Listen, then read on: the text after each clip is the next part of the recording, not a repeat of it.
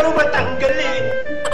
Hello mga kaibigan, naaalala niyo pa ba itong pelikulang ito na pinagbibidahan ni Babalu at Redford White kasama ang mga makukulit na mga bata at ang sungit na mayordoma?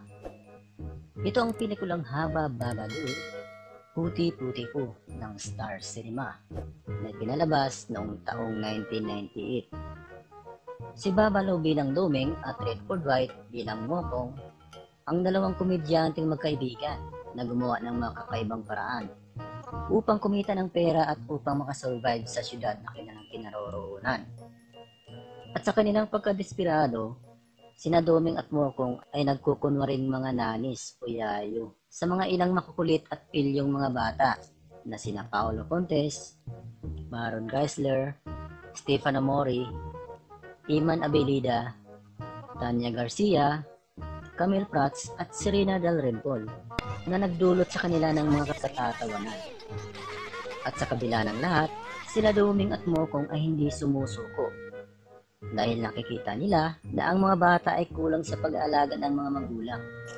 At bilang bagong tagapag-alaga ng mga bata, ang naging misyon nila Duming at Mokong ang protektahan ang mga bata mula sa masasamang plano ng kanilang punong tagapaglingkod o mayordoma na si Madonna na ginampanan ng isa rin sa napakagaling na aktres na si Princess Punsalan.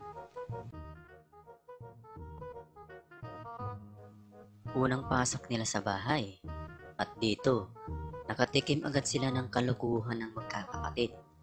Nahulog agad sila sa ginawang patibong na para bang tigre sina Duming at Mokong. Naglinis at nagwalis ang dalawa nang napansin nila na tila ba hindi matapos-tapos ang pagwawalis. Napansin ng dalawa ang ginawa nila kaya nauwi sa espadahan gamit ang walis tambo.